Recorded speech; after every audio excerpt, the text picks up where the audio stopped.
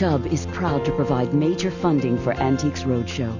With more than a century of experience insuring art and antiques, we can protect your family heirlooms and your newly discovered treasures. It's coverage beyond your expectations. Additional funding for this program is provided by First Union, for an experienced partner through the twists and turns of the financial world. There's the mountain called First Union. And by contributions to your PBS station from viewers like you. Thank you.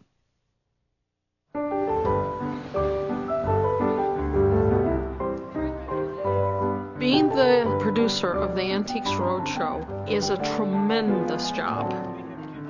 I get to see all of the wonderful people that make America terrific, and I get to see the diversity through their objects. And I get to learn about the craftspeople who created these objects. It's a wonderful way to learn about American history. And I can't think of another job that actually could do this. I think the appeal of the show has to do with people learning about these objects and that they really are a window into the past. One of the things I find most exciting about being on the roadshow is even after 30 years in the business, I see things that I've never seen before. And you had it signed by John Glenn and Scott Carpenter, and it's just a magnificent piece, and you were one of the very few people who were able to do this. The Antiques Roadshow has been, for me, an incredible experience. It's sometimes exhausting, but it is always exhilarating. In terms of value, even with the cracks, this is worth about $15,000. Oh my! This one didn't fire. If we do it right, we hopefully make history come alive. Silversmith, a very rare, highly regarded Philadelphia silversmith who made this tankard about 1710.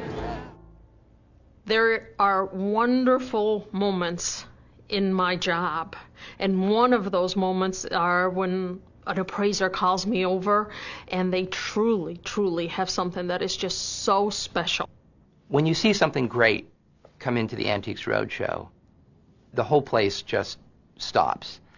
And usually somebody sees it before somebody else, and hopefully that's you. Century, middle part of the 19th century, maybe 1850s, 1860s. The late 1800s, I think. I can feel sort of a smile come over my body.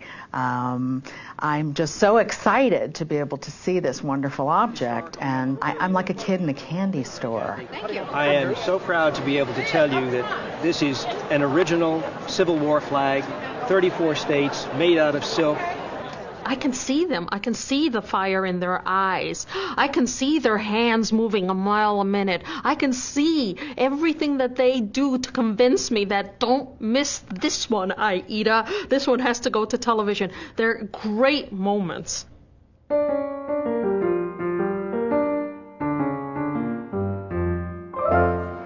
Well, I think one in this state, fresh to the market, I think we could probably expect something in the region of $15,000. Oh my God! One like this just recently sold at auction, and it brought $11,500. It's worth, in this kind of condition, about $3,000 to $4,000. This bear could easily bring $7,000 to $8,000. Oh my God! $7,000 and $10,000. Oh my God! How much? $3,000 to $4,000. Is that right? You're kidding. Oh, really? Oh my God! Yikes! Excuse me?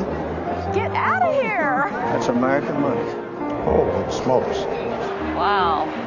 I'm glad to hear it because I need a new car. In today's market, I could see this doing at auction $25,000 to $30,000. You got to be kidding. No, I'm not kidding. Are you serious? Absolutely. That's what I said. I just threw this away.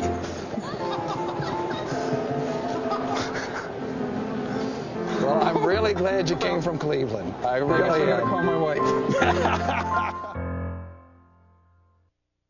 I have to tell you, I was quite surprised when you pulled it out of the bag nonchalantly. a little while ago. Can you tell me anything about where this came from, how you got it? Well, I have to say, we were so embarrassed when we left there because we kept going, well, we don't know anything about it. What are we going to say? Should we even bring it? So we didn't even know if we were going to bring it. And Grandpa bought it at the flea market, what, about? I say 20, 25 years ago. Yeah. Bought it at a flea market here in California. Yeah, in San Jose. He went every Sunday, as long as I can remember, and went to the flea market every morning. Well, what you have here, what your grandfather found, is an exceptionally rare Eskimo hunting helmet. Well, can I interject something here? This is really wonderful because my father went to Alaska when he was a young person, I would say 16, 17 years old, and always had an interest in Alaska and suspected that this might have come from the Aleutians or something like that. Well, it actually comes from an area just south of the Aleutian Islands. There are, in fact, less than 25 of these known to exist in the world today. Coincidentally, there have been, in the 22 years I've been in business, 4 of these in the marketplace.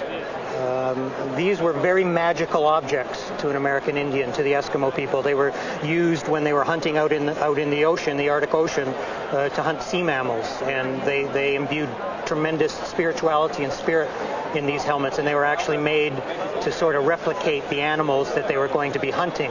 This object is made from a single piece of wood that is quite miraculously split, steamed and bent, and then sewn with sinew, and then decorated with ivory, showing animal figures here. And here we have little Russian trade bead eyes insert into the middle. It has a little condition problems. It's missing a few things. However, given how rare this object is, in the last year there have been 2 of these sold at public auction. There was one in Phillips in London.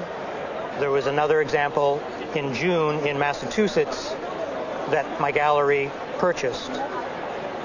We purchased the example for $66,000 American dollars. We were the underbidder at $140,000 American. This example needs a little restoration. It has Scotch tape on it. I noticed that somebody's done quite a restoration job with Scotch tape here. That's Grandpa. It obviously holds a high position in your house. With restoration, I would anticipate the retail value that we would ask in our gallery is in the neighborhood of $65,000 to $75,000. Well, that's wonderful. And I do have to ask you, how old is this? I maybe this is from very early in the 19th century. Oh my God. Perhaps 1820. We almost decided to go home before even showing you this. Oh. Well, that's wonderful. Well, I understand you had an interesting doll today, too, so you've had a very good day. We have had a very good day. Congratulations. Oh, my goodness. Thank you. Oh, Donald, thank you. Oh, my God.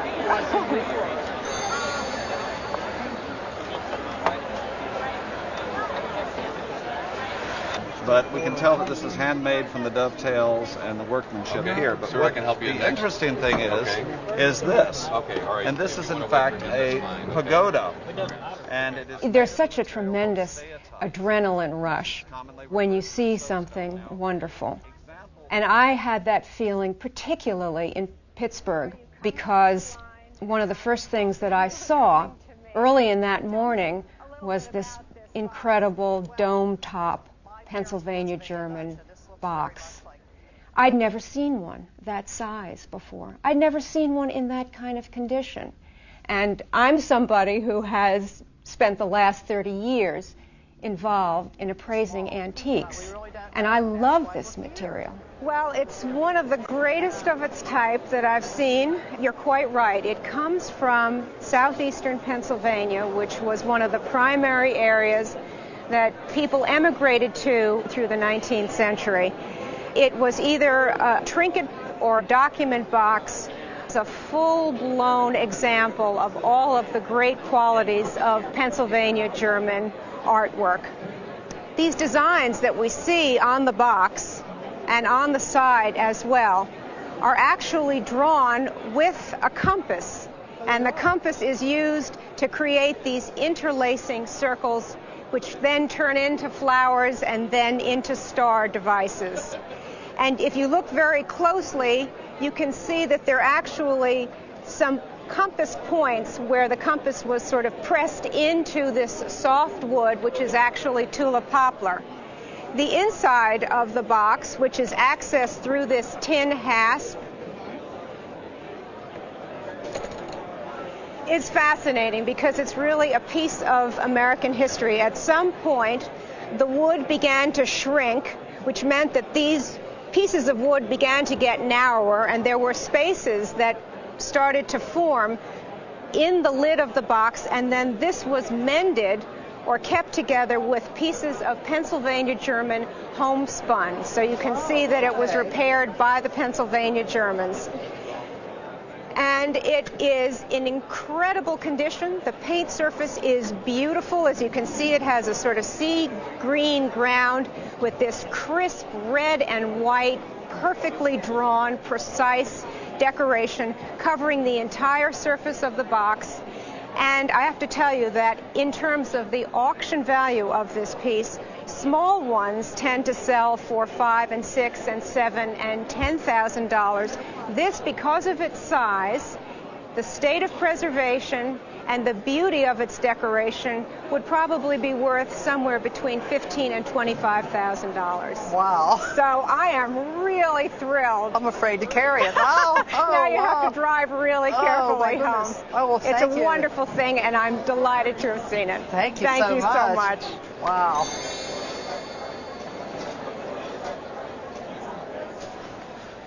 But you should have the other two pieces checked, just to be careful. Your grandmother left you something very nice, as well as the photo album. I think that's wonderful. When I get lucky, I get very ecstatic. I get excited. I'm in the business for a very long time, and I still get excited when I see pretty stones, because all my life I enjoyed pretty stones. Well, it belonged to my great aunt, and her husband was a congressman. They had no children, and he spoiled her with jewels. He certainly did. Now, roughly, when was he a congressman? What years? Mid to late 20s, maybe 27. Okay. Now, what you have here is deco, and this is earlier. The cut of the diamonds. These are two pear-shaped diamonds. The large one is 2.5 carats, and the smaller one is 1.5 carats. And a minor detail on that is the color is not as good as the other diamonds. Right. And how we show that is on this particular diamond. If you put the diamond next to the other diamond, you can see that the diamond in the ring is much whiter. Right. So that makes it more expensive. But the interesting part about this deco ring, diamond ring, where the diamond is roughly about 3 carats, and the ruby is about 2.5 carats. These are large stones. The natural Burmese ruby comes from Burma. Mm-hmm. It's an old stone, so it hasn't been color enhanced, hasn't been any way treated. So the ring was also made roughly around the Deco period, 1925. Everybody had money, and they spent it, and they made the best. There's no maker's mark in the ring, but it's strictly a very good jeweler, probably in New York City, who made that ring. Now we get to the pièce de résistance, the diamond and ruby bracelet. And the ruby, the center stone, is 3.5 carats. You say she took some out? Yes, 9 more. It was 9 more. reduced in size to fit her wrist. So that comes to a total of 31 rubies. Those weigh 27 carats. You have 70 baguette diamonds and 144 round diamonds. And that comes to close to 15 carats of diamonds. So everything is continually multiplying. These rubies also are Burma quality. The ones in the small ones are a little better than the center one. The center one has a tiny bit of white in it, which is very, very small. But still, as far as a ruby goes, they are quite rare today. And the make on the platinum is excellent. To give you a rough idea what this whole thing is worth, the pendant is worth somewhere around $12,000. The two diamonds, they're off color. The ring with the fine ruby and the very, very white diamonds, that's roughly about $80,000. Wait, you haven't heard anything yet. Now, your rubies in here are magnificent. They're better quality than the center stone. With the rubies and the diamonds, your bracelet is worth $165,000. I never thought it would be that much. Well, what you have here is a group of people, money, I'm not saying money didn't mean anything, but they had it and they spent it. And they would go to the store and buy the best they can. The three pieces together in today's market is worth somewhere about $257,000 in that area. Wow. So, do you ever wear any of these? I wear this on occasion, and most people never pay attention to it. And my mother has worn these, and people would say, "Why are you wearing that tacky costume jewelry?" I love it. That's what everybody should think. But enjoy it because it is magnificent. Thank you.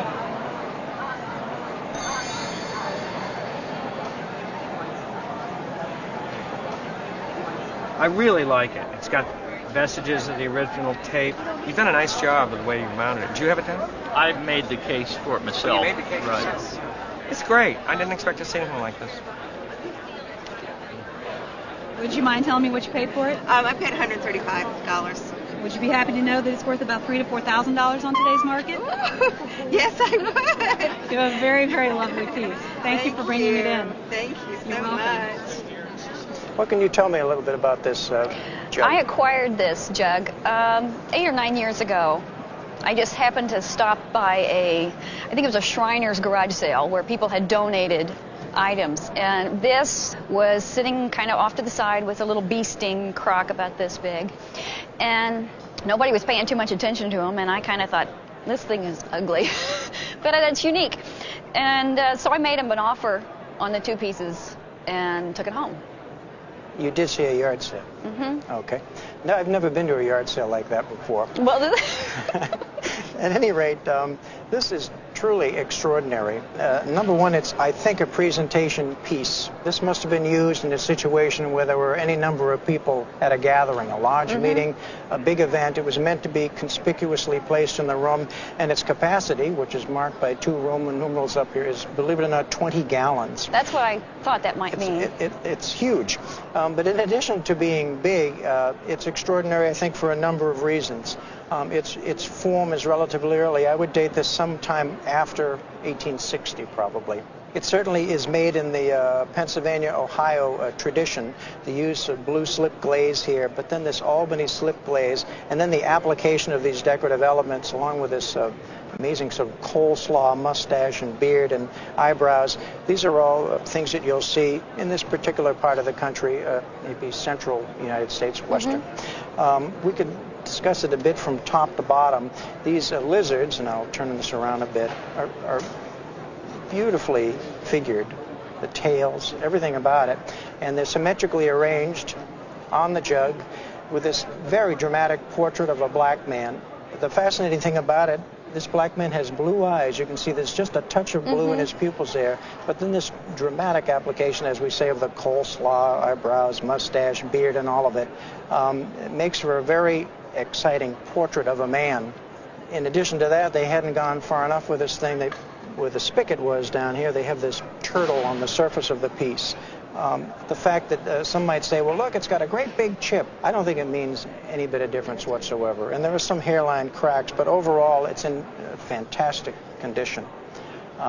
It made my heart beat when I saw this. I'm not telling you. It's just great. In all my years of working in the auction business, I never saw a piece to rival it. And it's a little difficult under these circumstances to estimate the value. So inevitably, I ask myself a question, what would you pay? And it's the sort of thing, if I were in a position of buying such a piece, I think one would easily say, sure, I'll pay. And, well, why don't you fill in the figure? Get any ideas?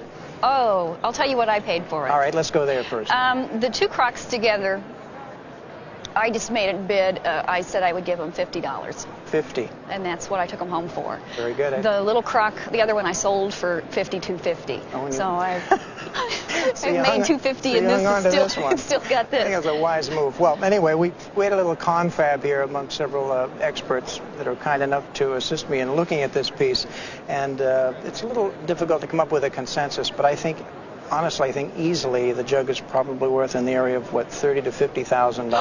Oh, my gosh. Or more. It's extraordinary. Sorry. And I think it's the top side of the estimate. I don't think that I'm being aggressive with the estimate. I think it's easily worth that kind of money. It's just it's an extraordinary thing, and I'm so happy I got a chance to appraise it. I'm floored. It's a pretty good buy, I'd say, too. Yeah, I don't have anything in it. So. Gee whiz. Thanks, Deborah. Thank you. All right. Oh, I'm thrilled.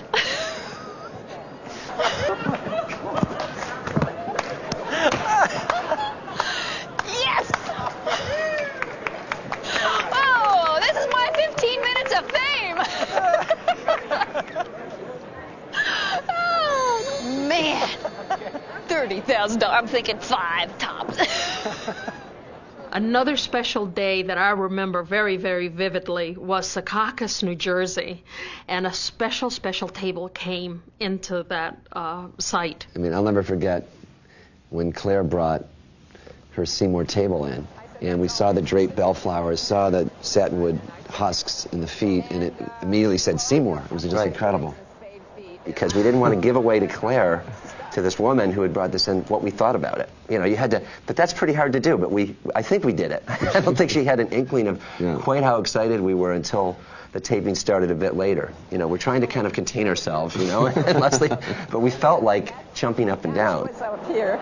I just want to say, when we first saw you, my heart started going like this. Feel it. You can feel it right now. Watch. It's going bum, bum, bum. Yes, right. And mine did too. Leslie looked over and said, Lee, is that what I think it is? And as we got closer, you had this upside down, and we saw that label. And Les went up to the label and went and he said, "It isn't, is it?" And I said, "It is." And so it's really one of the most exciting moments I've ever had. Les? Yeah, absolutely. One of the most exciting pieces I've ever seen. Just to be here with this. Yes. Now, do you have an idea of what it's worth, or have you gotten some idea? Oh, probably 20,000. Now, I just said that. 20,000. Well, I think the estimate we're going to give you is going to top that. Oh, yes. I think Les and I both feel that this piece in the open marketplace on a good day, for the reasons we talked about, it's a 10 in all the areas because it's labeled, because it has the inlay, because of the surface. It would be in the range of about $200,000 to $225,000. Wow. Okay?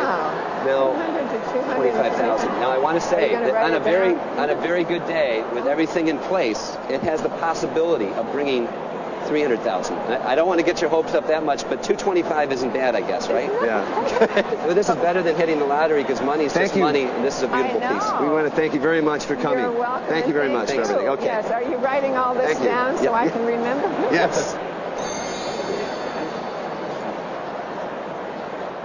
I was back at the office several weeks later, and I had a message that said Claire called with a New Jersey phone number. And I'll never forget it. And I couldn't get to the phone fast enough. And Claire said, "I want to sell the table at auction. Come pick it up." Lot number 1440, the Federal Mahogany Card Table labeled by John Seymour and Son. And I have a $100,000 bid to start it now, bidding at 100, 110, 120, 130, 140.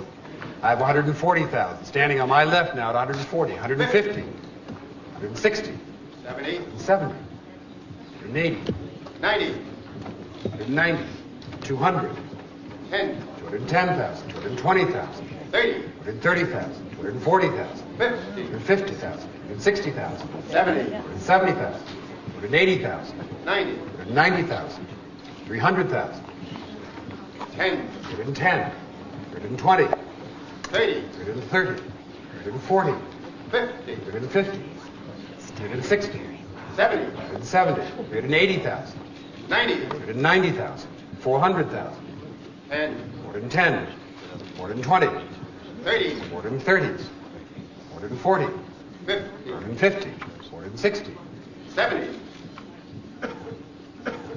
470s against you. Why not? 475,000. 480. And 480,000. The bid is right front now. 480,000. I have $480,000 then. 485,000. 490,000. At $490,000 then, still on the right side, and down it goes. Where you called it at $490,000. Sold for $490,000. Thank you, Jeff. Thank you. It was May 1993 that I was asked to go to England and to observe the British Antiques Roadshow, which had been in existence for 17 years. And the objective was to go, observe, see, and bring back the information whether or not we could do it here in America. And obviously, the answer was yes. This was a very famous regiment during the Civil War, and the first order of business was to get talent. The talent, of course, are the appraisers, and we had to convince the auction houses for which they worked and the independents that this was a worthy cause for them to get involved in. And you have no idea what it is, you know? Well, it's actually a wonderful piece of German pottery from around the turn of the century. The first time I heard about the Antiques Roadshow was when Aida Moreno, the executive producer, came into Sotheby's in January 1996, and we had the Adolf Meyer collection on view at our galleries, and here was the crown jewel, the block and shell Townsend Knee-Hole dressing table, one of the masterpieces in the collection. And Aida said, "You've got 2 minutes to talk about this piece, only 2 minutes." And she was basically, it was a rehearsal, and then and you went on for 10 minutes, and I went on for 10 minutes exactly. 1919 is exactly when these were made. It took a quick look at the numbers in here, and it's a 5,000 series. So it's... When we first heard about the idea of a television program about appraising antiques, we were very excited about it. So we jumped on it as soon as we heard and really have never looked back. So the whole thing was made all in one piece, and then cobalt used to do the glaze in the background. Right. The first time I heard about the Antiques Roadshow, I got a call from one of the producers asking me to be an appraiser, and I said, well, let me get this straight. You don't pay us, we cover our own expenses, and you don't have a track record. It's not been on TV. Why would I do this? Within 5 minutes of walking into the building, we saw what was going on, and we knew it was going to be a success. Other than that, it's in perfect condition. The paint has been redone, but when I say redone, I mean early. It sounded exciting. It sounded challenging. And it sounded like the kind of thing that if you're in my profession, you really want to be a part of. This is a plaster figure that was done during Victorian times, late 19th century. I felt that somebody taught me and I should teach somebody else. So this is a tremendously innovative age for the country, and people are coming up with all these fabulous... Over the years of doing the show, I found that the objects were great, but I enjoyed the people so much more. Underclothes, so we're still talking about a $3,000 to $3,500 doll. Oh my goodness. $3,500. And your Santa Cruz doll collectors would give their eye teeth to have this doll. Traveling the Antiques Roadshow over this great nation is a logistical nightmare. You can't imagine how many moving parts there are. And we have one day to set it all up and open the doors Saturday morning. It has to be right.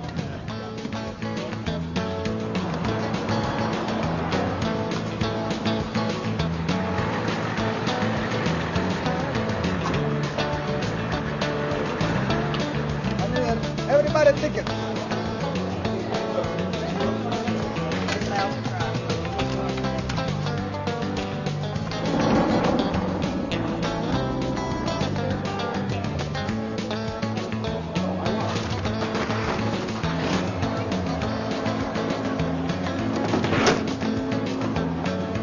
I need a van. I need a van. I need a van.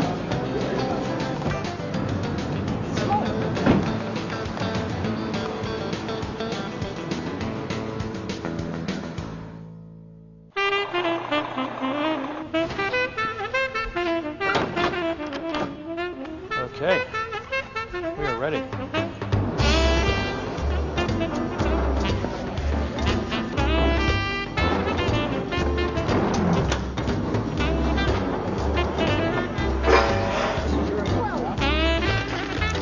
It's like building a little studio that we drag around with us, take it out of the truck, put it in, same place to put the same lights each time, and hopefully we have the same look.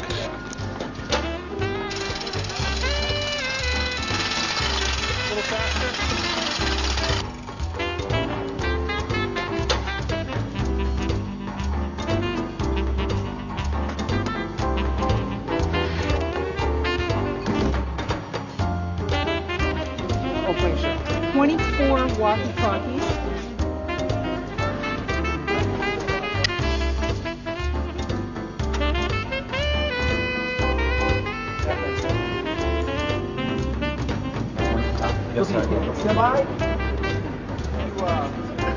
This is 19th century piece, and if we look right down here, One take.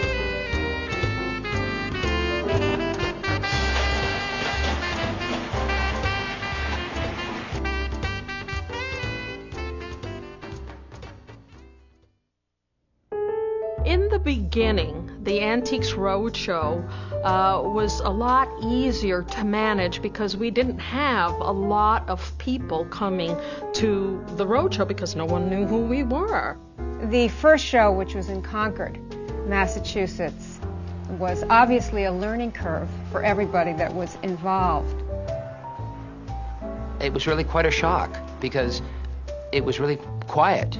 Nobody really had ever heard of the show, and so we only had about 2 hours worth of people coming in, and we all wondered, well, is this going to be a success or not?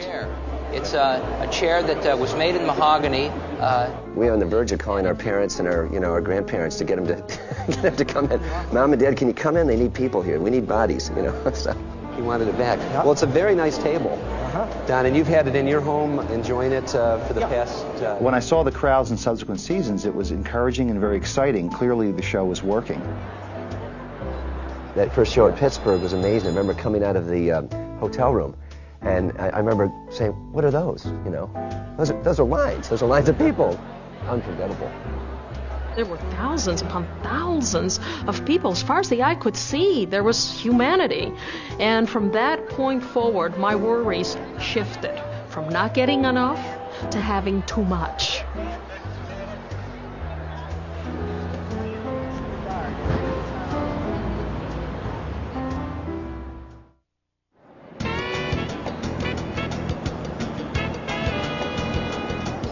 By the time I arrive on Saturday morning, there are thousands of people already waiting.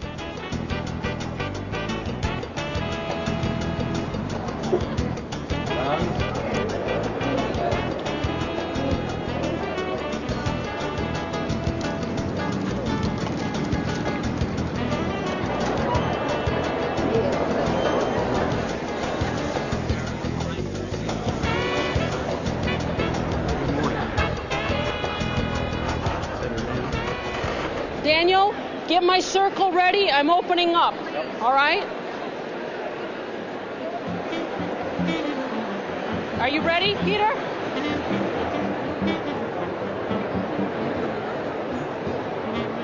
And you're the first to open up the Antiques Roadshow in Milwaukee, so please go on in. May it be you. All right? The very first thing that a participant in the roadshow has to do is go to the triage table. That is a table that has a lot of generalists there. You open up your package, you show what you have, you get a ticket that now lets the specialists, the appraisers, appraise that item for you.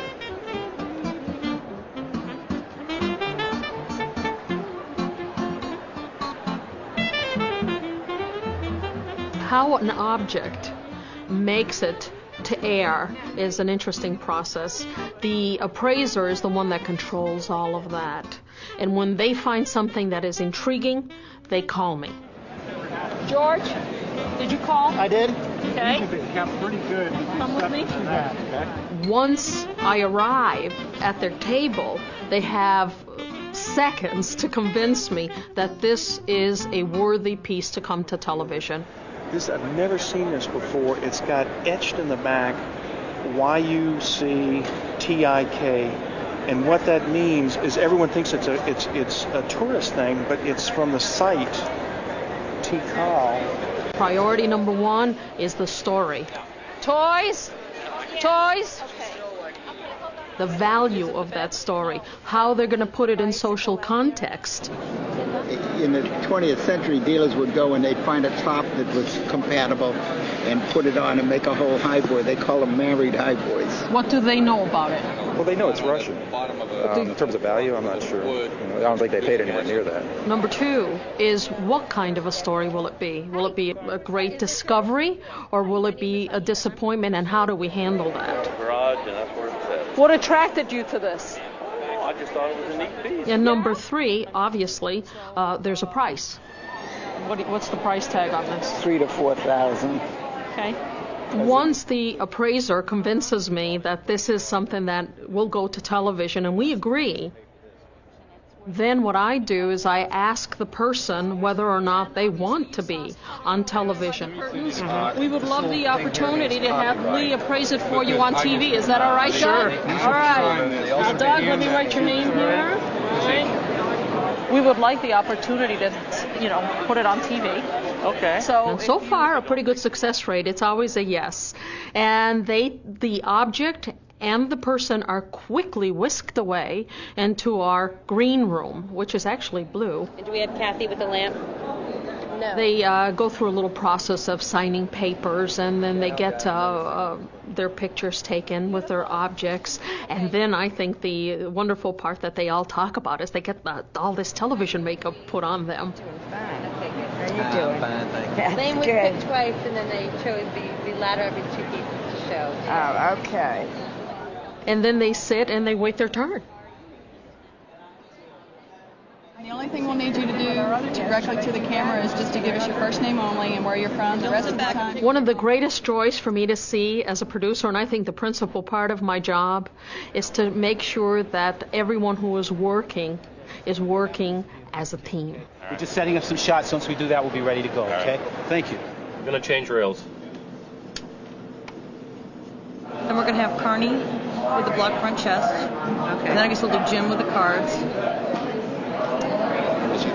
Hey, Richard, I've got the doll stand. We'll just snap it right in there and we'll get it ready for air. And the Antiques Roadshow is an exceptional team. We've been together, most of us, for 4.5 years. We know each other's likes and dislikes. We know how to get the show going. Doing this now.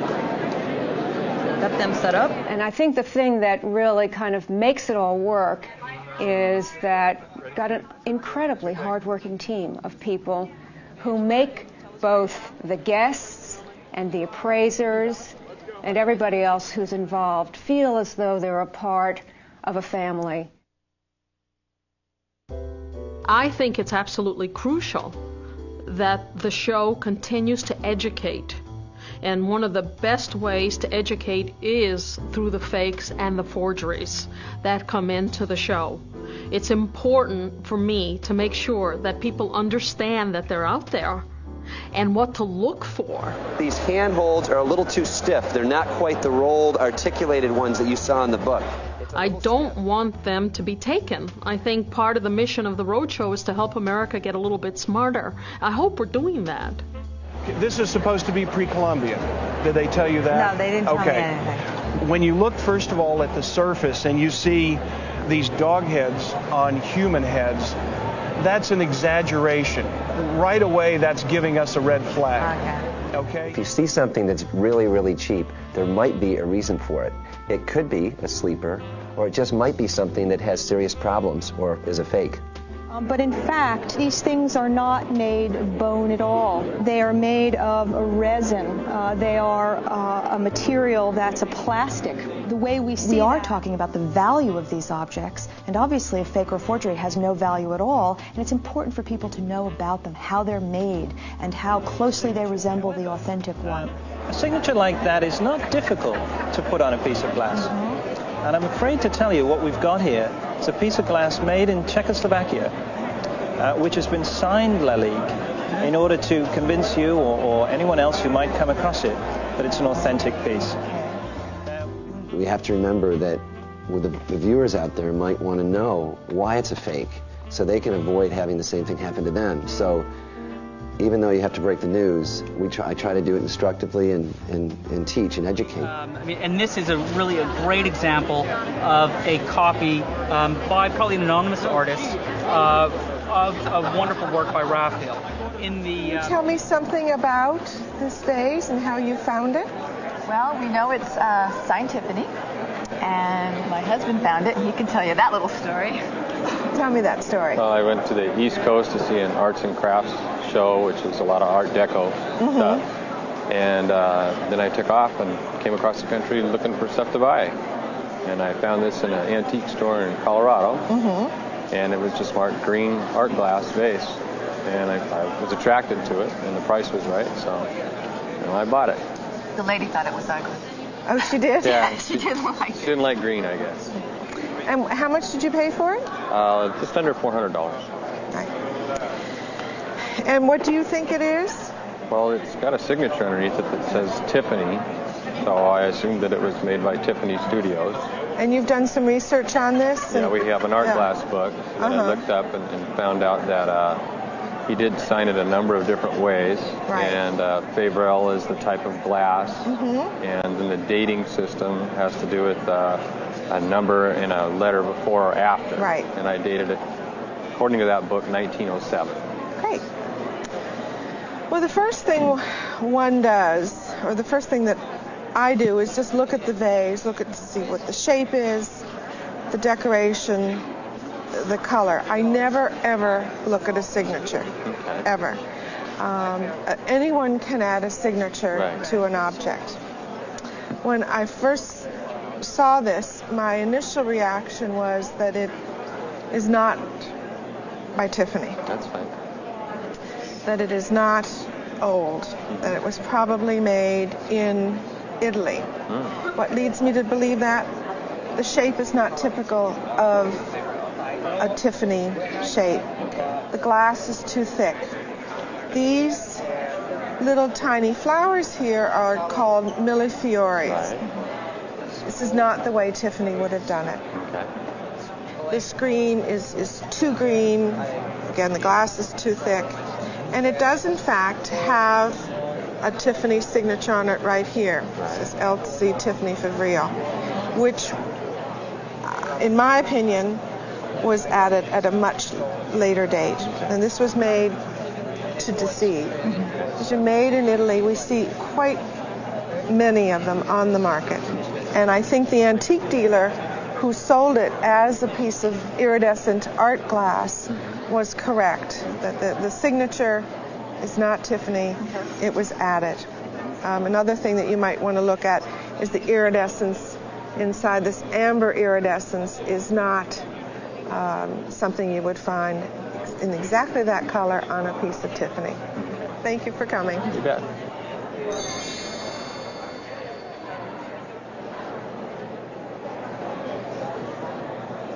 Tricia, when I saw you coming in pulling these old paintings out of your bag, I had a pretty good idea what they were, but can you tell me a little bit about them and their history since you've had them?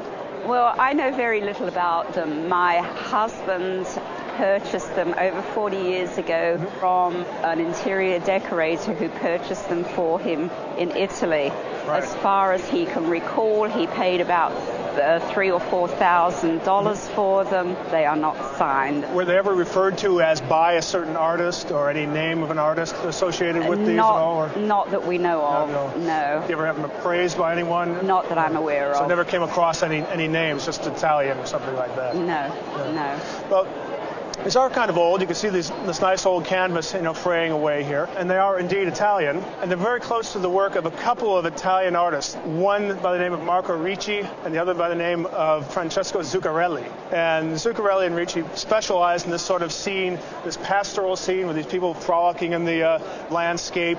And this one we have little fishermen.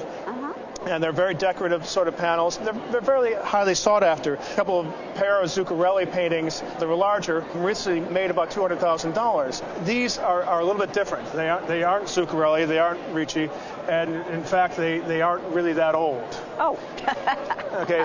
What they are more modern copies, probably not older than you or I. Probably made just around the time that your husband's decorator received them. Really? And this is often very common that decorators have these. They're very decorative pieces and they sell them. Right. But they're modern copies, made in the manner of Ricci, made in the manner of Zuccarelli, but done recently and intended to look a little bit older than they are. If you look at them, they're on a very rough canvas here. I think I can show you this. You can see the rough canvas here. Yes. And it's a rough weave like an old canvas, but it's not. It's not that old. You can see the age on it.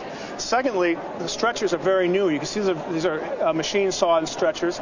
And then the main thing about it is it's made in Italy on the back. And that couldn't have been on there before 1890s. And the stamp was probably only about 50 years old.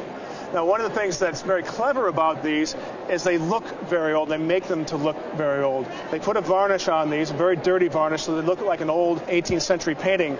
And then the funny thing they do is they take them, they put them in an oven, and they bake them. And you get this craquelure here, which looks like an old craquelure that you expect after hundreds of years, but it's actually a forced craquelure, and it's merely decorative, not the real thing, and unfortunately worth about $500 or $700 for the pair. How very sad, but thank you very much. Okay. At least now I know. That's right. Thank you.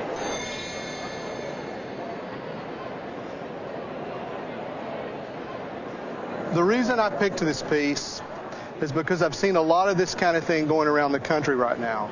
And they are not American Indian. They're made to sell. They've been making these for at least 15 years that I know of, maybe longer. What it's supposed to be is an arrow quiver. And the first thing that gives it away is if you look at the string along the edge, it appears to be animal sinew. But in fact, it's a real high-tech nylon. And it actually spreads a lot like sinew, and it's used a lot in making these reproductions. The second thing is the hide that's used on here is commercially tanned and not Indian tanned, using brains and liver and so forth. Right. The next thing that caught my attention are these little cones, these metal cones. They've been aged and patinated out with an artificial patina that's much older than the rest of the piece. The next thing is the average quiver is a third again longer than this and sometimes longer than that, because arrows were hard to make, so they were fully protected. So the quiver would have been, at least 2.5 to 3 feet long. Quivers had very wide straps because they had to be carried a long distance. So this little string would have dug into your shoulder, and it would have a wide strap as opposed to this narrow one, and it would not have claws in the carrying strap. It would have been a very plain strap. I would guess this to have been made in the last 15 years. I suspect it was made by a craftsman here in Texas. However, there is a catalog that comes out of the upper Midwest that actually lists these different items for sale, and they're being sold right and left as authentic American Indian pieces. As a decorator item, especially with this beautiful case you've had made for it, it's worth a minimum of several $100s, probably $350 up. I'm sorry for the news, but I appreciate you bringing it in today to show us, because it informs everyone else what's happening in this market.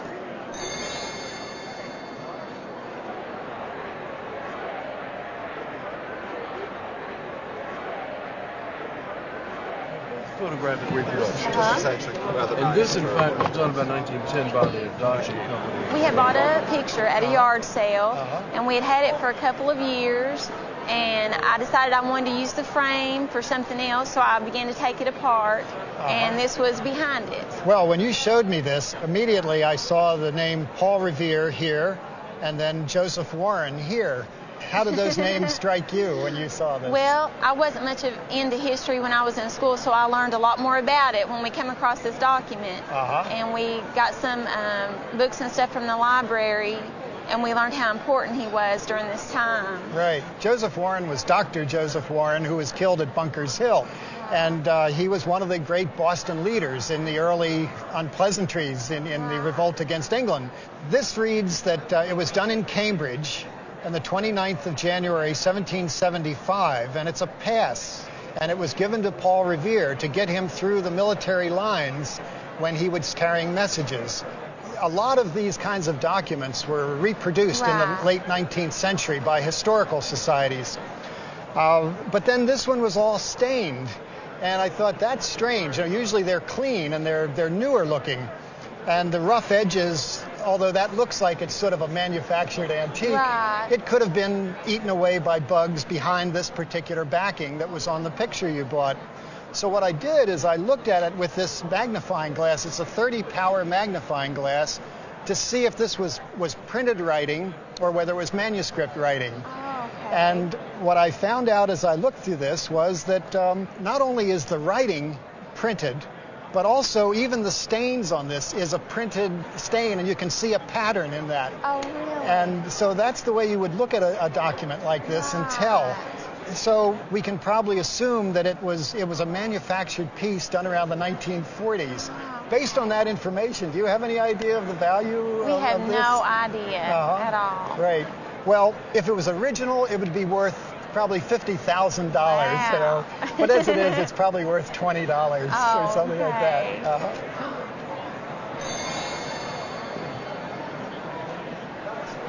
Our obligation is to the public, really is, to help educate them and understand that they have to be careful when they're out there spending money on antiques.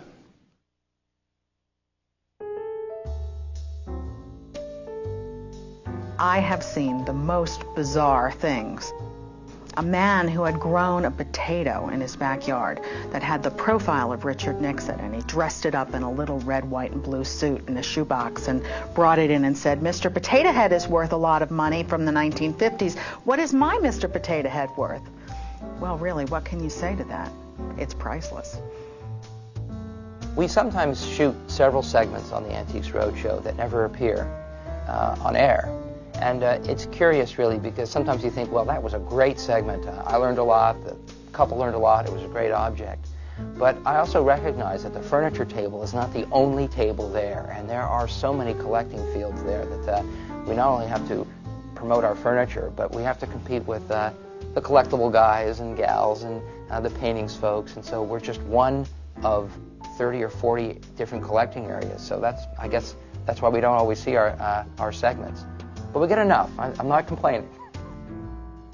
Collected fishing tackle for a number of years. Okay. And kind of progressed into the ice fishing decoys. I just love the folk art form of them. Right, so where did you find the decoy, actually? The large one was actually purchased at an auction by my wife and then given to me for Christmas. Okay. And the smaller ones, one was a gift from my mother, and the other one I picked up at a tag sale in Connecticut, actually. Okay. Well, first of all, let me say there's a whole group of people that collect fish decoys, and these were used for ice fishing, basically.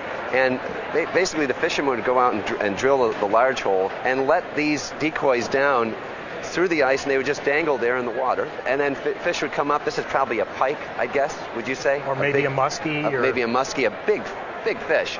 Really mean-looking teeth, nice brass tack. But to a big fish coming along, a muskie or a pike, he might say, "Hey, it looks pretty safe over there. You know, look at that. That fish is hanging out, and so I can too." And then you hope that once the fish get in there, if you're the fisherman, that you gaff it or spear them, jig it or spear them. Yep. It's one of the biggest folk art decoys that I've seen. It has its original paint, these wonderful spots, the original tin, and you can see these 3 holes, and that's what they, of course, hung it from. And it's just a really nice, powerful decoy. Okay. The other 2 that you brought in are nice small examples, and these would have been probably simulating either trout or some kind of a, would you say a perch, maybe? Perch. This looks like a perch here. And they have nice original paint with the dots and the green, and generally to collectors, the ones that bring them more money are ones that are curved or that have really nice paint, I think, like this nice striping. So these are fun. I used to have them hanging all around the house. Did you really? Yeah. Well, actually, Todd, what you brought in are some decoys. Probably this one probably worth around $250 to $300, $250 in that range. This one about the same because they have nice paint. Right. They're nice examples. And this, because of the paint, because of the original tin, because of that great kind of Jaws expression in the front, you know, kind of scary looking, right? And just because it has this nice tail bend, this would be worth upwards of about $2,000 retail.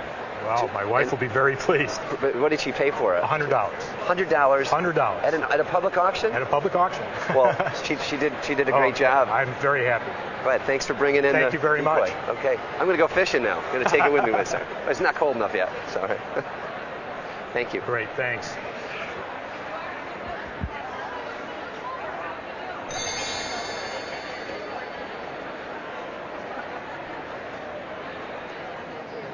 Now, Candy, are you a bear collector? No, I'm not. No? Well, tell me a little bit about this bear. Well, this is Tricky, and I got him when I was 5 years old for my 5th birthday. My mom took me down to the Santa Ana bookstore. The toy store was downstairs, and she told me I could pick out whatever I wanted within reason. And she said, well, that's a good choice. And do you remember what she paid for it at the time? I think she paid $20, which was quite a bit for that at that point. time. Yeah. Now, did you play with him a lot? Yeah, I played with him, but I was very careful with him. Well, what I want to point out is excellent condition. The entire outfit, the front and the back, has remained. So what's nice is that you've kept him out of direct sunlight, which is good, which is a great thing to do. Also, you really kept his clothes intact, which you normally don't see these bears like that. Now, this is produced by Schuco. And Schuco's a German company that started producing toys around 1912 in Nuremberg, Germany. And what's wonderful about this bear that I love is this little feature of the yes, no bear. And this is done by manipulating the tail right here, and you can see that he indicates yes and no. Now, that's really nice, but the other nice thing, besides the condition and also the yes-no aspect, is this tag here that we have, the Schuco Tricky tag. Now, sometimes you do see them with that little red tag that we have here, but when I turn this over, what's nice is that it says that it's made in U.S. Zone, Germany. Oh, I didn't realize that. Gives us a wonderful time period, which makes it a little bit older than I thought it was. Because Schuco produced a number of cars and wind-up toys, but their yes-no animals were produced primarily in the 50s, but this one I think is earlier because it has that U.S. Zone Germany tag, which is really nice. Now, they did a variety of sizes, actually, and a variety of animals. There was also a monkey that's yes-no. There were, I think, 3 different animals and then 3 different sizes because they also came very small, too, which is really nice. Now, the other feature on this that really points out that it is a Schuco, and this is normally damaged, is you can see the cardboard. You can see it's starting to come out a little bit. So you want to be careful about that because moths will go for the felt here very quickly. So you do want to be careful on how you store it and keep it out of direct sunlight. And you can see that it does have the cardboard legs. With all of this intact, especially in this condition, I would estimate the piece in the $800 to $1,200 range. I had no idea. Absolutely. And he agrees. And that's a wonderful thing. Well, thanks for coming in. Well, thank you very much. Appreciate it. Thank you.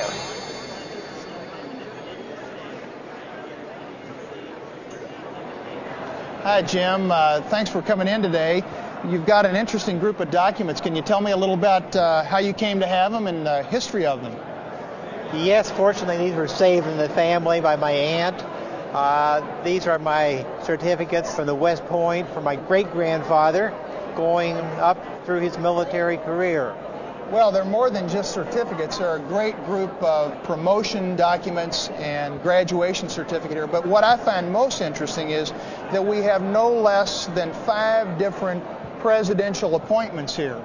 Beginning with, of course, this was the certificate for your relative. His name was James Caldwell. His first presidential signature after his graduation was signed by Franklin Pierce. This was when he was appointed a 2nd lieutenant. We have another one here. This is his first lieutenant's appointment, signed by James K. Polk in 1848, now when I guess he went off to serve in the Mexican War. We have another one here, signed, I believe, in 1851 by President Millard Fillmore.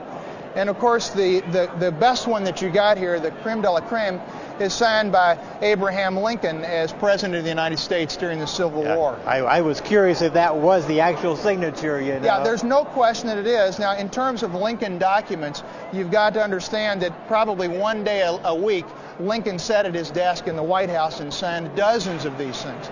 They're still very collectible, though, and very desirable among collectors. It's a nice, strong signature, and it's a little bit different because many of his documents he signed as A. Lincoln. This one signed as Abraham Lincoln. We have another document, his post-war document, signed by Andrew Johnson, who was, of course, the president after Lincoln was assassinated. So together, it's a really nice group of documents covering guys' 20-plus year military history. Do you have any idea what this group of documents might be worth? No, I have no idea at all. Well, I'll tell you, in terms of the value of the presidential signatures and the condition of the documents, my guess is that they're probably worth somewhere between $8,000 and $10,000 for the group. Very, very surprising. Well, thanks for coming in today. It was great having you here. Well, glad to come to the roadshow here. Great.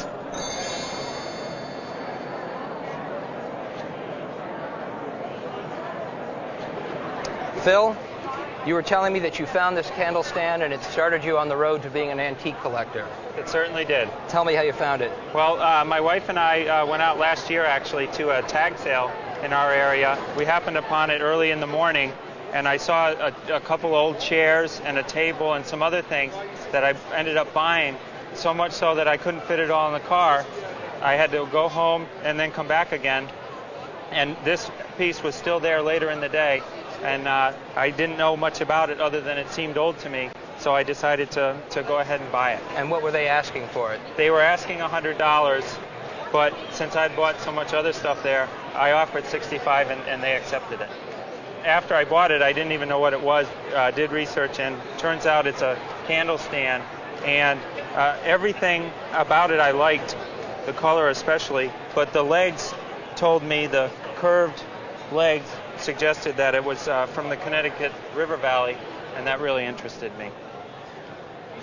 And you found a similar stand in some of the Israel Sack books on the literature of the subject. Is that right? That's right. One that was defined as in superior condition with the same type of legs as mine. So that's why I wanted to bring it here and hoped that it was similarly special. Let me tell you a little story. A couple of years ago, we too thought that these were Connecticut River Valley. And that was the general term for all of the cherry wood pieces that were discovered in that area with the hook on the leg. And yet, a great discovery was made a few years ago, and an article was published by Brock Jobe and Clark Pierce on a cabinet maker from Sutton, Massachusetts, named Nathan Lombard. Nathan Lombard, okay. Nathan Lombard's work, he worked in cherry wood. He worked with a column like this, a large urn, this hook on the leg that you see here. Okay. Very typical of his style that he loved to work in. The rectangular top with, as you can see here, a circular inlaid piece here. He loved the contrast between rectangle and circles. Okay. And that's very typical of his work. Interesting. Because we know who made the piece, because we know where it came from, the value of this piece is actually $10,000 to $15,000. Wow. Holy cow. So, I can't believe it. It's an exciting piece. Wow. We're learning a lot more about him. The research is being done as we speak. Cow. But That's great. It's a great piece. It's an exciting piece. And for all of us in the antique world, it just shows you that just because the literature says one thing, we're learning things every day. And so you have to sort of keep up on the literature. And congratulations on a great discovery. That's great. Thank you very much. You're welcome. Wow.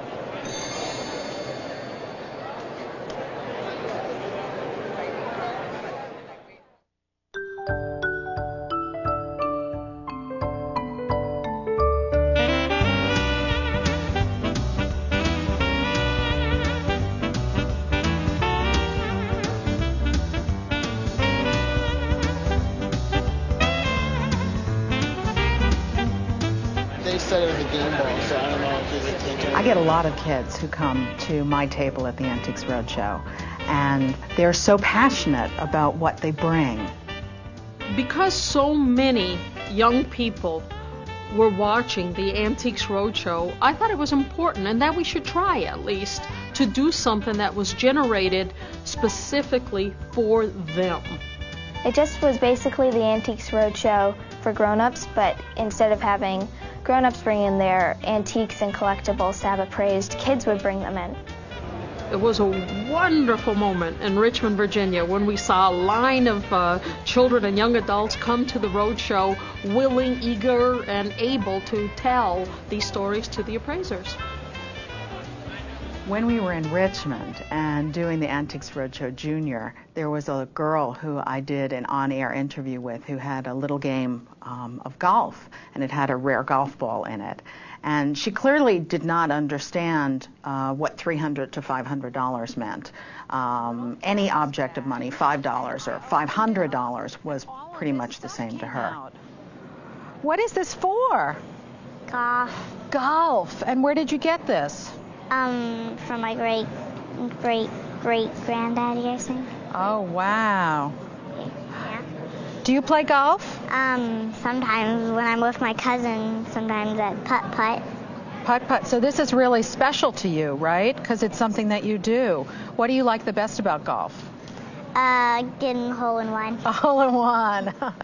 Well, what you have is a little set, and you have different markers which set up all of the different holes from 1 to 12, and a little flag, and it is portable. So just the way you brought it to me, like a little lunchbox, is the way someone would have brought it if they had it around the turn of the century. Well, you got a couple really neat things here that I wanted to talk about, and one of them was these balls. Did you know those balls were special? Well, kind of. Okay, well, this ball is made of a special rubber called gutta percha. Can you say that? Gutta percha. Oh, very good. You probably knew that already. And this ball is a little later, and this is made of gutta percha and rubber elastic on the outside. But what's so special about these balls is this ball is a Varden. Well, there was a man named Harry Varden who was a very famous golf player in the 1890s. He won some of the biggest British and U.S. Opens. He won the Chicago U.S. Open in 1906. And he was so famous that people asked him to put his name on balls and on clubs. And this kind of gutta percha ball is called the bramble ball because it's molded on the outside with all of these brambles. And this ball is what we really look at when we go play ball today. We see more of this type of ball. But this kind of very early ball was probably made in 1890. That was a long time ago. Do you have any idea what something like that might be worth, that kind of ball? $60. $60. Well, $60 is a lot of money, right? Because you only get, what, $5 when your tooth came out, right? Well, I want to tell you that that ball alone is worth about $600. So this is worth more than everything else that you have here.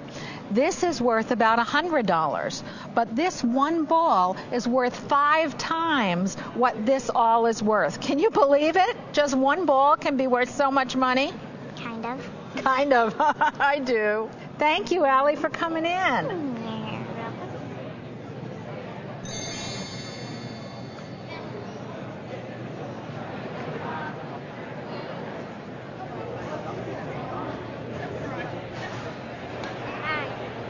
Have you ever gone to an antique show to see what antique dollhouse furniture is worth? Okay, well actually your house is not all that valuable. You ever been on an airplane? Yes, sir, once. Well, bigger than this, do you think? Much bigger than this. Much bigger. Well, in its day, which roughly is around the early 1950s, this was like a huge, huge airplane. This kind of plane developed after World War II. And airplanes have always been popular with kids, you know, ever since the Wright brothers and Lindbergh and all the other famous flyers. So after the war, the Japanese developed a very nice toy industry, and they made an awful lot of battery toys, which is what your plane is powered by. So you've tried it out. Does it run okay? It runs perfect. Look pretty good? Yeah. It was your dad's? It was my dad's when he was a little boy. Well, he took pretty good care of it. Let's take a look here. I wanted to show you where the company name was. Down here it is. Mm-hmm. See that? That stands for a toy company. The name was Yone, Y-O-N-E. These are called tin toys and battery operated, like I said. And your airplane does all kinds of stuff, so it's actually got 3 batteries in here. 3 batteries, right? 3 batteries. Most of these battery toys just ran on 1 or 2, but your plane is so complicated it took 3 batteries to power this thing. So the nice thing about this is that it really represents the early 1950s, a period right after the war. And these planes were really special. I mean, they carried all kinds of people, huge passenger loads. In fact, you see all the people lined up in the windows here? You know, these are little die-cut windows, and they actually only have them on one side. Right. This other side, they don't have the cutouts. So, you have any idea what this could be worth at this point? No, sir. Haven't thought about that. Well, I've not thought about it. Okay. Well, your typical airplane would be probably half the size of this, much less in the way of detailing and everything like that. Right. Those kind of airplanes from the same time period, probably be $50 to $100. But you sort of have really the grand model here. You've got the super duper model, which does all kinds of things, which we're going to see in a second. So really, this airplane's about a $300 airplane today, in real nice shape. That's pretty good. Who owns it, though?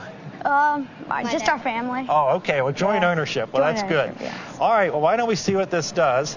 Let's put her down here, and then one of you can turn on the switch, and we'll see what happens. Turn on the switch. Yeah. See what it does there, William. Here goes the stewardess. All right. Ready for takeoff. Closing the door. Here go our lights. There go our propellers. It's going the wrong way. There they go, all four of them. All four of them are going. And then it starts to move. There we go. Goes even faster probably if it wouldn't be on the rug. Pretty nice toy. Take good care of it. Thank you. Thanks for bringing it in.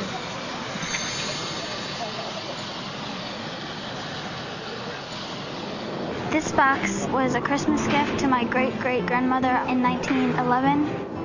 And I think this toy was made in the late 1920s, which makes it about 70 years old. They're collected by doll collectors as well as train collectors. I would be ecstatic if a child of mine became interested in antiques and in the Antiques Roadshow.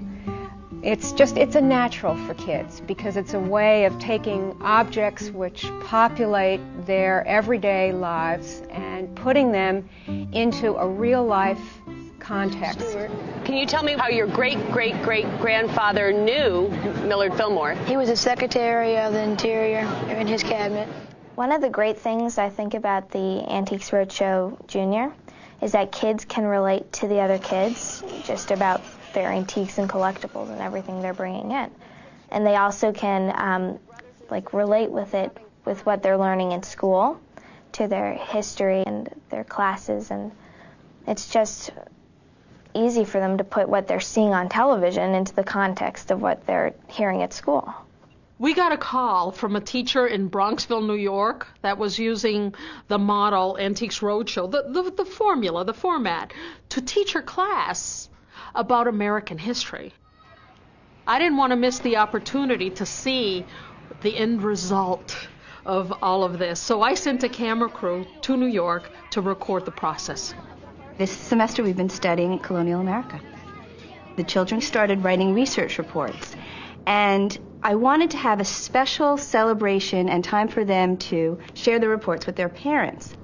And when I was watching the Antiques Roadshow one day, I was realizing that when the appraisers were talking about the different antiques, they were really bringing in so much history. They were talking about who made the object and when it was made and why it was important for that particular time.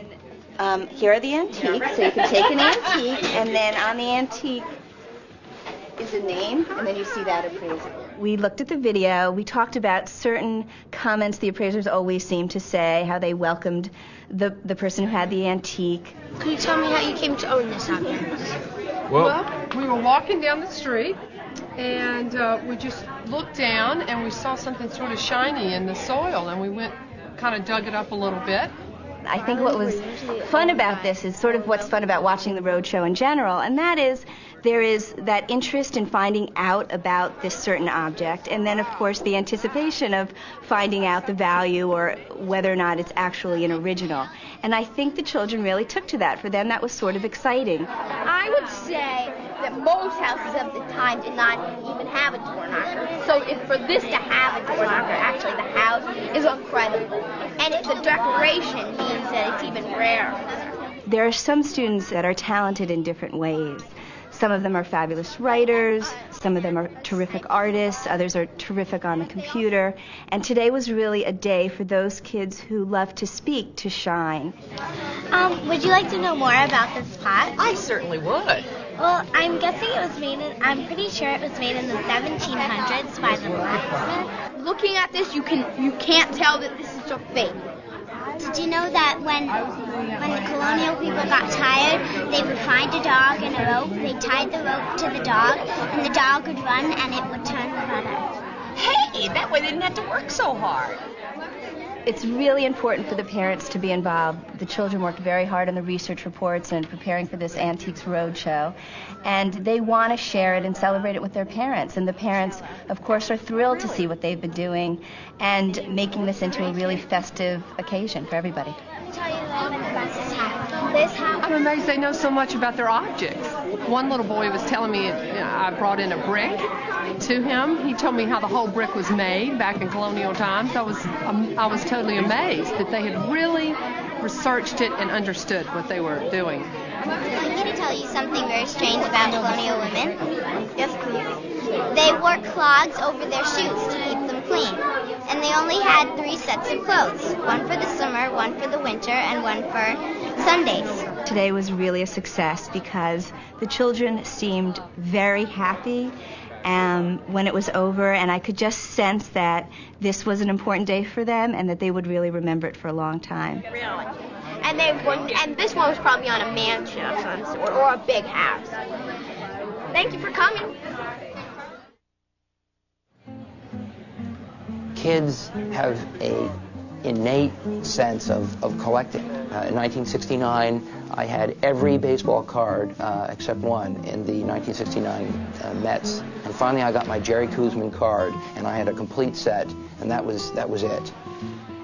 The money thing is there too, and I think children do respond to that. Like, geez, I could find this in grandmom's house, and it might be worth a lot of money. So that's that's what I call the bait on the hook. But once you bait that hook with that, then suddenly I think the education creeps in.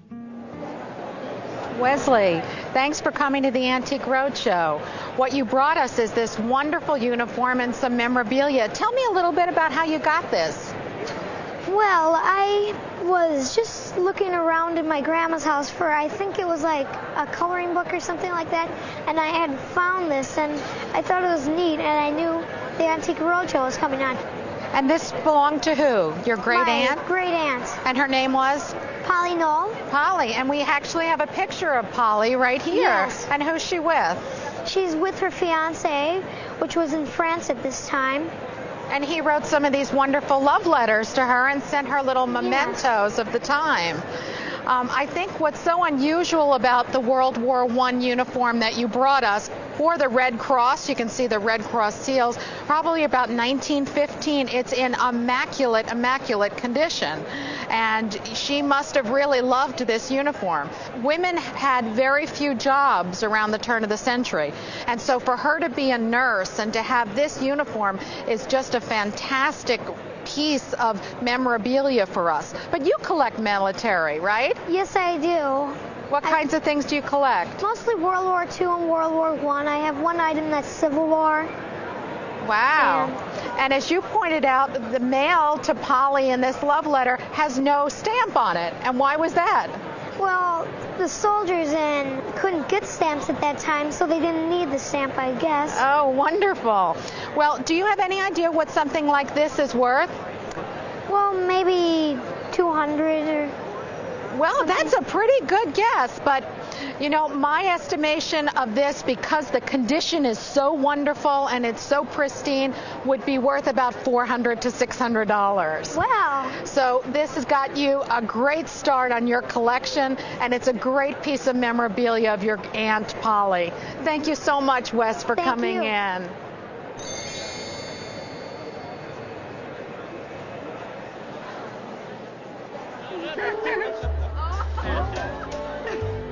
The Antiques Roadshow has done an amazing thing. It has taken the mystery and the intimidation out of the world of antiques. It's taken away the elitism, and it's opened it up to the whole world, and it's very exciting. That's my grandmother's. The important point is that whether people have multi-million-dollar collections of American furniture or just a baseball card collection, they're all watching the show. And so it's very democratic. People at both ends of the spectrum watch that show, and there's something in it for all of them. So the bottom of this vase is repaired. This vase would be worth $20,000 to $30,000 if it were in one piece. I think repaired as it is here, it's only worth $1,500. We are caretakers after all, and if you think that what you have is valueless, either not having much monetary value or not having much historical value, then you tend not to treasure these things. And I think raising the consciousness of the average American that what they may have is actually good is a very positive thing. I'd say you're probably looking at about $400 to $600 for that. It's very nice. I really think the main appeal of the Roadshow is what you're seeing is 40 or 50 amazing stories. You're seeing stories about things that people found in their attic or found given to them by their parents. And I think kids, adults, we all love to hear a story. And you call this your genie bottle? That's a cute name. Ultimately, the stories are what Antiques Roadshow is all about. Tell us why you're here today, Laura. I'm here to get this picture appraised. Right. And tell me how you found this picture. Well, I didn't find it. My mother did in the dump. She had to climb into the bin to get it. At the dump? Yeah. And did you help her? Did you climb in and help her? No, I was very little at the time, so I was locked in the car. Right. So, who spotted it first? My mom. Yeah? And have you done a little research on who the artist is? And No, we don't know who the artist is. Well, my mom knows, but I don't really know. Well, I love early pictures, and you have an early American 19th century picture, and that means it probably was made about 1820 to 1830. And I was fascinated by your story about the dump and finding something, because usually people come into the Roadshow and they don't know what they have, but it's been in the family. But you actually found this piece, right? Yeah, or sometimes they find it from flea markets and stuff like that. Do you go to a lot of flea markets? Yeah, my mom does, me and my mom. Is that a hobby of yours? No, not really. We don't really go to that much flea markets. We like to go to the thrift store instead. Oh, the thrift stores? Yeah. Right. Well, is this the most exciting thing that you've ever found? No. No? You found other things too? Yeah. Well, most portraits that come into the Roadshow or into auction houses or dealers, people know who painted it and they're signed by the artist. But we don't have that help here, do we? There's no signature, is there? So, how do you think we'd identify the age of this picture? Well, you would look at like the back and the detail of it and the way the person dressed and the couch that she's sitting on and the jewelry she has. That's exactly right. In fact, that's exactly the way appraisers value and date things. I know, because I watch this show all the time. You watch the Antique Roadshow and you watch people putting values on things and dating them. And in fact, this woman is wearing this dark dress and she's sitting on this sofa. Couch. That's the back rail of a sofa right there. And that sofa has a mahogany scrolled crest. And those are sofas that were made probably about 1820. You can actually date the picture by the furniture and her jewelry, her hairstyle here. And you know what she's wearing right here? No. That's a comb. Underneath that, there's a tortoiseshell comb that she's put in her hair.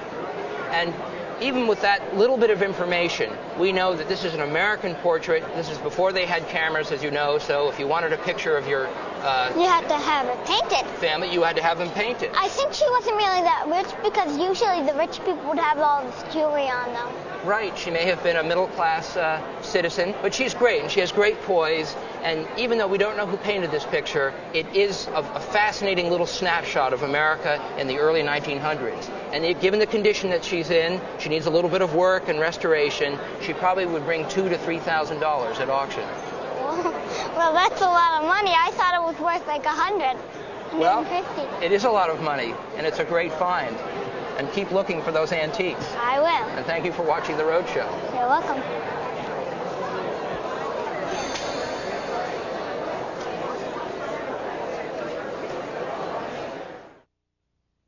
To find out more about our experts and to try your hand at an exciting appraisal game, check out Antiques Roadshow's website at pbs.org.